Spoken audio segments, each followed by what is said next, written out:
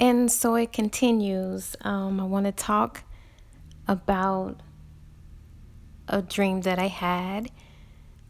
I'm loving this series. It is quite refreshing and therapeutic for me when I talk about these, and it helps me remember my dreams. Now, some dreams I do have wrote down, but a lot of those dreams that I wrote down, for some reason, I don't know what happened to them, but nonetheless, this particular dream is now, these dreams now are basically recent.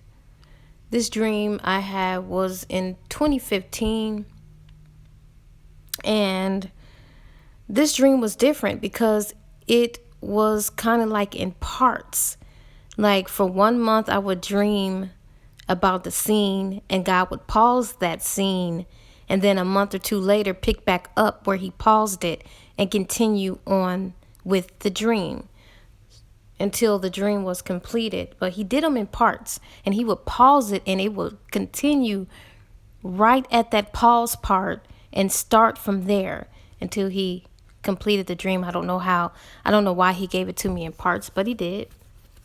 In this particular dream, I believe it was kind of like the end times, because in the world, it was people that were there, was it was scarce, and it was something that was going on. I want to say, I don't know if these are the people that were left behind after God raptures up all of His people and take them out, but it had to have been something like that because the land was scarce and it wasn't a lot of people.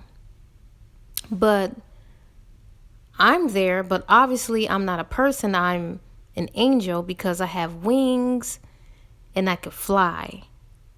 I had the ability to fly and travel around places helping people. I would stop and help people that I saw that was in need of my help, and I would make sure that they were okay and just go about making sure that I was doing my duty to protect people and help people. And I came to what appeared to be this facility. It kind of was like a cult. It was some form of religion, but it didn't practice what Christians practice, believing in Jesus Christ and God the Father, the Son, and the Holy Spirit. This was a cult. It was not, it was ungodly. They didn't believe in Christ Jesus. But when I went to this facility, it was a few people in there that I knew in their heart they believe, hence is why God sent me there. And I knew that these people were bound. They were just bound. They were under lock, ball, and chain under this occult out of fear of their lives, fear that their preacher or whoever was over the cult would find out that they were trying to get help and believe something other than. So, I was there, and I said, all who wants to believe in Jesus Christ, speak now and you will be saved. God's power can save you. I can help you. And of course, it was this particular family there. And the woman, I could tell that she wanted to, but she was afraid. So I said, hurry up, make your choice now. Because I knew that the person who was over the cult was coming. I said, come now, I can save you. I can save you if you want to be saved. I can keep you. Make your choice now. All you have to do is believe, and I will save you. Believe in Jesus. And the woman was just looking like she wanted me to help her, but I couldn't force her to speak and believe in her heart and accept Christ. And she almost does, but the cult owner comes and grab her in chains and say, what are you doing? I can see that you're trying to escape, but you're not going to escape. And of course, at that point, I leave. And then that's when it paused. And then a month or two later, God's picked back up. And I go to another side. But this particular side of the world, it was dark. And a lot of people doing evil stuff. And I'm walking amongst them. I'm not flying at this time. For some reason, I'm not flying. But God, when people would come to try to harm me, I believe that these weren't humans that I was dealing with. They had powers of their own as well. These were spirits, because it was all darkness there. It was dark. It was the world. It was like in the world, like someplace, but it was just dark. And when these evil people tried to harm me, God gave me the ability to be invisible. I can make myself immediately turn invisible, and they couldn't find me. They could sense me, but they couldn't see me. It was like they could kind of sense me, but they didn't know where in particular I was hiding. So I was able to escape these evil people by making myself invisible. And of course, I would have to fly invisible so that they wouldn't try to hurt and harm me. So that was one particular place. And then I come to a place where now these were all spirits. They were all demons, and I had to fight them. I had to fight them. And I don't know why these demons were coming in numbers and why I had to fight them, but God ordered me to fight them. You must fight them. So I kept fighting them, and I kept fighting them and conquering them and kept fighting them. But when I was fighting them, I was beginning to get a little tired, like it was draining for me a little bit, because I would be outnumbered. These would be thousands of demons that I would have to fight, but God would order me to do it, and I had to follow his command. So I'm fighting these demons. I'll fighting them, conquering them, and I think I'm done, but here comes some more, and I'm fighting them. And so as I'm fighting them and defeating them, I noticed there is a building, and I'm like, okay, I have to go to this building, because it was some stairs that led to a high balcony up top. So I go to the building, and of course, I was like, oh gosh, I have to fight these demons again, because they were in the building. So I fight. I go up the steps. I fight. I go up some more. I fight. I go up some more. And then I say to God, I said, God, I can't do this anymore. I can't, Father. I was like, I'm drained. I'm tired. I can't do it no more. You know this, Father. So God commanded me. He was like, okay, when you get to the top of the balcony, when I got on the top of the balcony, there was a bright sun. This does not, again, when we're in the spiritual realm, the sun does not, it looks like the sun, but it's not like the sun. This is the brightest yellow color that you could ever think of, okay? And it's big and it's round, and it's nothing to compare to what we can see in our natural eye. So I get on the balcony. I said, God, I can't do it anymore. And I'm seeing the sun before me. I said, I can't do it anymore. I said, I'm outnumbered here. And it was more demons coming up the steps, getting ready to come after me. And I was like, God, what do I do now? There's nowhere for me to go, because I'm on top of this balcony. What do you want me to do? Because they're coming. And God says, jump in the sun. So, I didn't give no thought to it.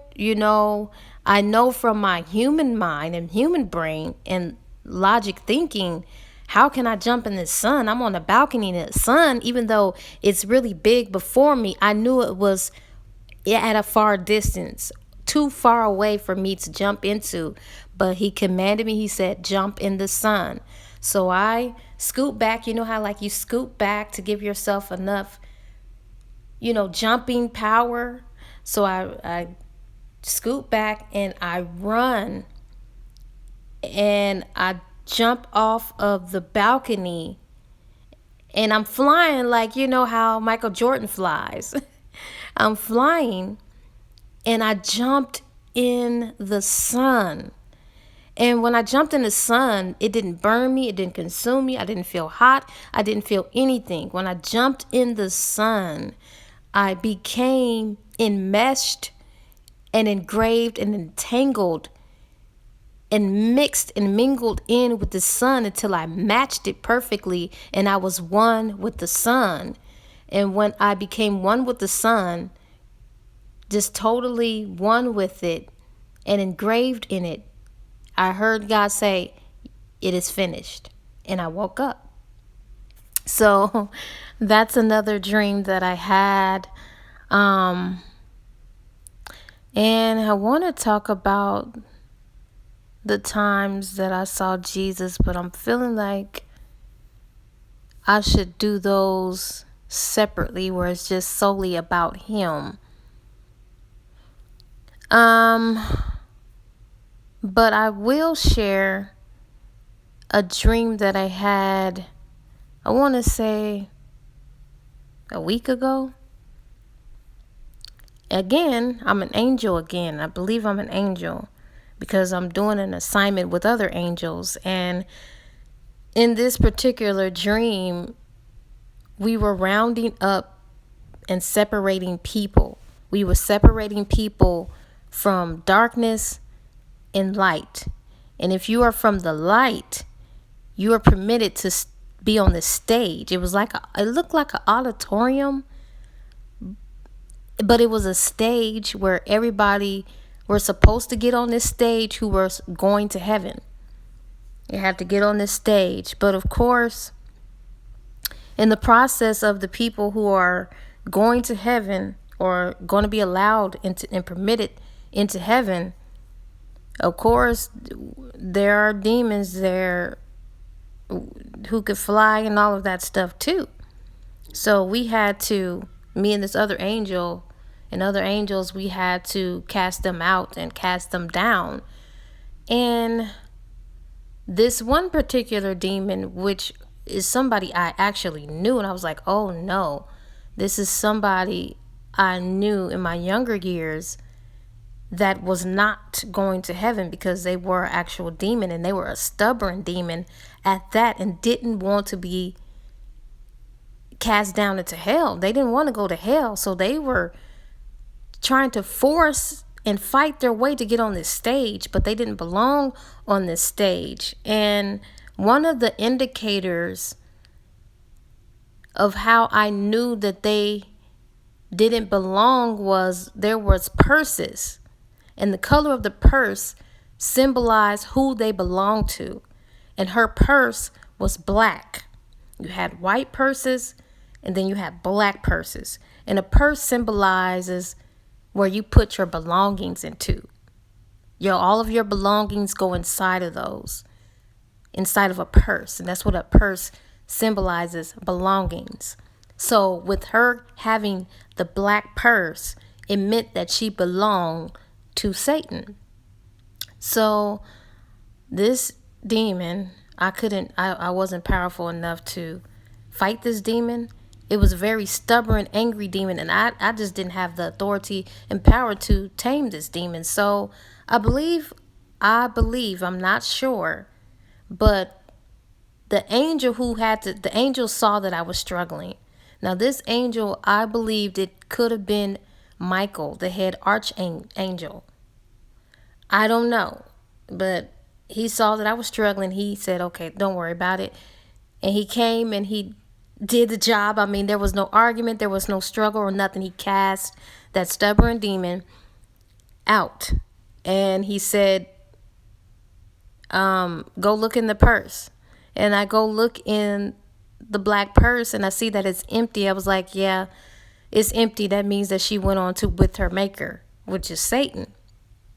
And then I wake up. But I don't know if that particular dream is going to be kind of like how he did with the other dream that I had, where he did them in parts. I'm not sure, but I had that dream a week ago. So almost at the end of January of 2018. Yeah. I do want to tell about Jesus, but that's going to be in a separate video. But it's wonderful to share these dreams. Like I said, they're therapeutic for me, and it helps me cope with what I see. And it's kind of like this is a journal. Like I said, it's kind of tricky when you write things down, because you can misplace things in dreams, and you don't know what could happen to them. I don't know what happened to the ones that I did write down. I was just going through all of the dreams that I were able to write down and keep. And then, of course, I keep track in my phone, but anything can happen to your phone and it erase what you write down and stuff like that. So I'm just grateful. I'm embracing all that God has called me to be, or whatever journey I'm on. I don't fully know his plans for me, but I know that he is drawing me, and it's not my doing, because for the longest time I wanted to be in this place, but I had too many different distractions and too many things that I was holding on to that I have yet to surrender and turn over to God and give to God. But now that he is enabling me to stay away from those things that I once was entangled in, or had a weakness to, or I struggled with, he is really empowering me. And I see the difference from how he does something versus how, when we think we can do something on our own strength. But his strength and his power is undeniable in my life. And I know it's him, because I know the difference from when I try to do it versus what he's doing. There's a major difference. So anyways, I hope that this dream has blessed someone, and hopefully others that come across this video will begin to open up and share dreams and visions that you may have received from God. Hope you guys are blessed. I hope you guys are having a wonderful morning or evening or noon, or whenever you're hearing this. God bless you, and take care. Until the next time. Ciao.